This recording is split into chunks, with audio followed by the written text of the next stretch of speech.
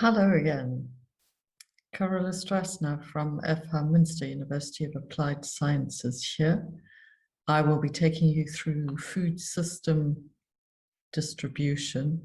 So we will look at food distribution from wholesale to retail and HoReCa.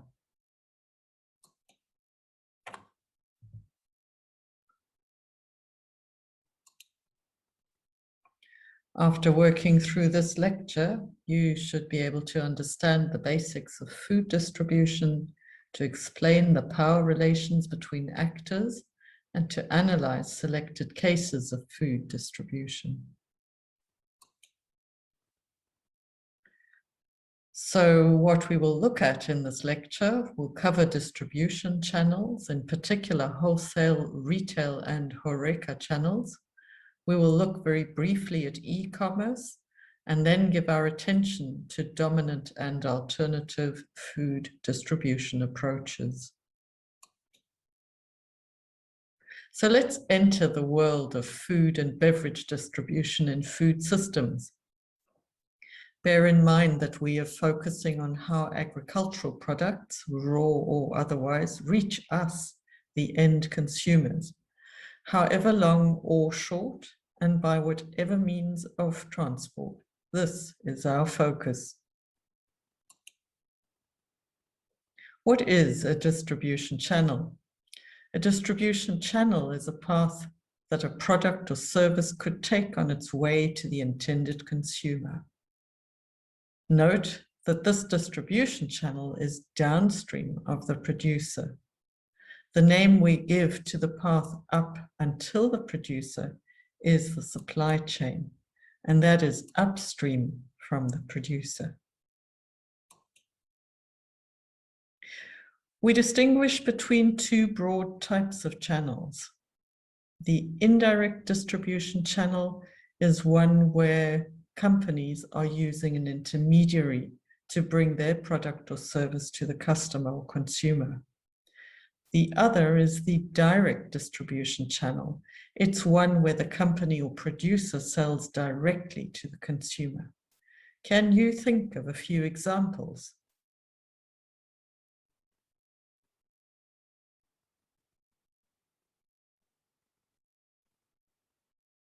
Well, maybe you're thinking of a farm shop.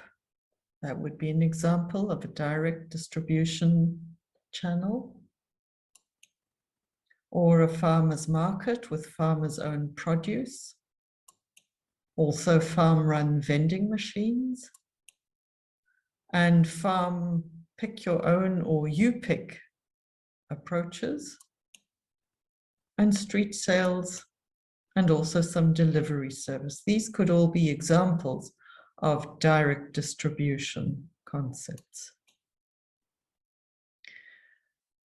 Wholesale is any person or company that buys and then sells large quantities of products to a buyer, such as, for example, a retailer. It's also, though, a person or company that produces their own products and then sells them to a buyer. These are integrated options where a manufacturer and a trader are one and the same. A wholesaler is a middle position. Strictly or historically speaking, it's the position between a manufacturer and those selling to end consumers. Scale is an important factor in wholesale. Because wholesalers buy such large volumes, they can negotiate a good price and may pass on such savings down the line. Then, increasingly, the internet is being used as a place for trading. We call this e-commerce. And for the food and beverage industry, it's currently considered to be a top trend. Forecasting suggests strong double-digit growth. The current COVID pandemic may be supporting this general trend. Shoppers may continue to buy online more so than previously, even after the pandemic is over. E-commerce applies both in the B2B or business to business markets and also in the B2C or business to consumer markets. And it brings with it especially two hot topics. One is the need for added packaging and the packaging materials and the question of getting that packaging material back and its recyclability. And two, the increase in shopping counts, or in the amount of times that deliveries happen, the amount of times distributors go to houses or to customers for each individual shopping action. Business to consumer distribution can be grouped into these two broad categories. One is when producers pass it on to consumers in a retail situation. That would be end consumers, meaning citizen households such as yours and mine. And the other is Horeca, which is here considered as a large-scale household, as opposed to private households of end consumers. The Horeca market, or hotels, restaurants, and catering, also known as out-of-home or food service market, is a highly diverse and a fragmented market. It covers anything from very large institutions with upwards of 10,000 meals being produced per day to very small operations with about 30 meals being produced a day. We can divide it broadly into public and private ventures. Public or institutional food service covers business canteens, any care operations, and the field of education. This is typically the area where government plays a role or can play a role, and that means local, not just national government. It could be through public procurement or other policies. And it's typically the field of public health nutrition, partially because of the risk group here, the youth and the older people. So action can be taken, for example, through school meal systems. And food policy councils are particularly interested in public meal systems. The other field are the private or commercial food service operations. And typically here, this is a field that interlinks in many cases with tourism, and it covers accommodation-based food service, restaurants of all kinds, and the restaurants in leisure and travel. If we look at the other field, not Horeca, but retail, where business to consumer distribution happens, we can see that this is the dominant system, certainly in the food system in Europe. On this full slide, you can see on the left-hand side the ranking of the 10 biggest food retailers in the European Union for 2000 and again in 2015. And you can see by the color coding in the legend below that all of those 10 come from 3 countries, Germany, United Kingdom, and France.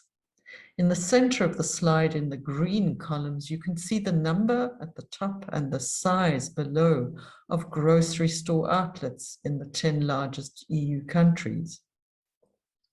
And on the right-hand side, you can see the share of the 5 biggest of these food retailers in each EU country. And if you have a look at the lower half, the lower map in 2011, you can see that the 5 biggest food retailers had upwards of 20% of the market in every country shown. That means we really have a situation where food retailers are gatekeepers. They link the field to the plate. If we take the example of Germany, the food retail market here is highly concentrated through fusions, mergers, and acquisitions. The 4 major food retailers together share more than 85% of the market. With size of market share comes market power. Through such a position, influence can be brought to bear on the producers, what to grow or under what conditions, and also on the consumers, what to eat, or at any rate, what can be bought and where it can be bought.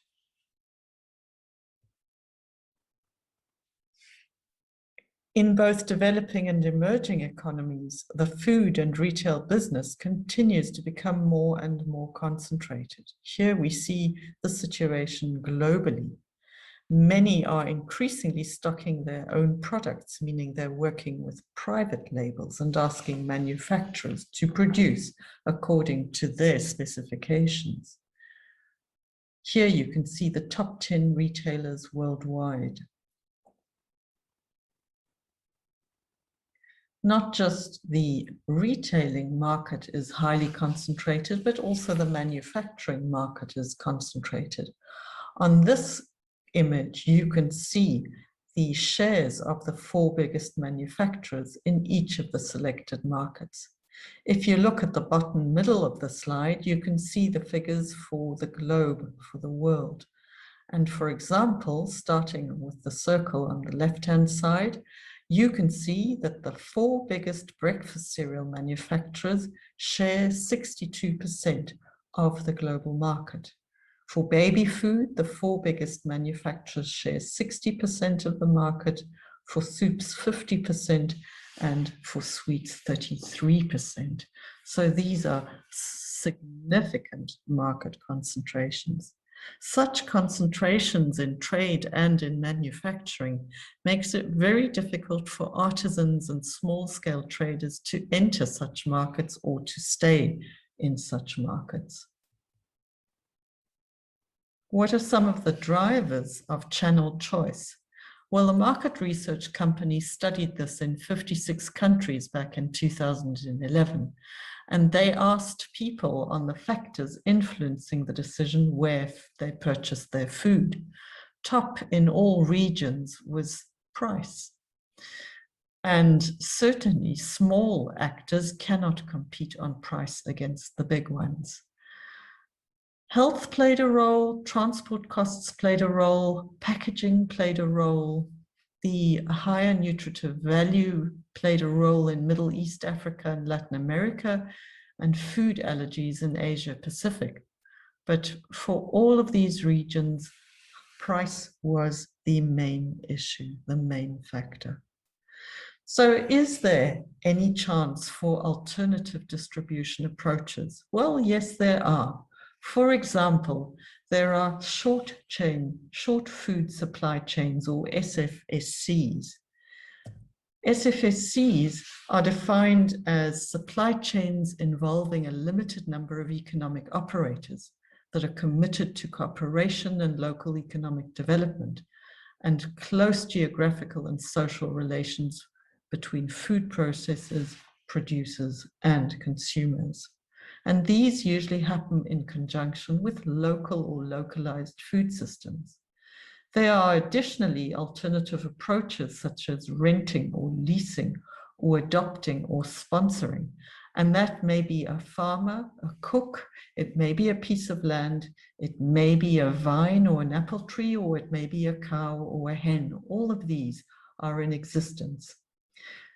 They give rise sometimes to new identities, such as prosumers, where we combine both production and consuming.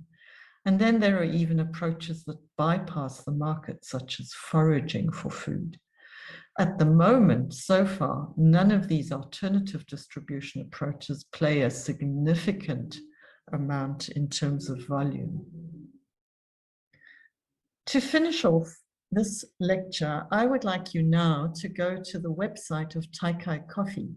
Taikai Coffee is going to be our mini case study for this lecture, and we're going to have a closer look at this alternative approach. I would like you to have a look at the information on this website about this initiative and have a look and answer the following questions. For these steps, have a look at who is doing the steps, what kind of structure or organization are they in, where is it happening, and what are these steps about. Look at growing of coffee plants, at harvesting and other pre-processing steps, at the export, especially at the transport to market, the import or the reception of the goods, further processing such as roasting, and the final distribution to end consumers and coffee drinkers. I hope you enjoy this mini case study of Taikai coffee. You have now heard the lecture on food distribution from wholesale to retail and to Horeca. On this slide, it contains details about the references that were used, including your reading material. And on this final slide, there are some suggestions for you for any further reading. Do have a look at these materials. You may find them particularly interesting. Enjoy the next lectures, and goodbye.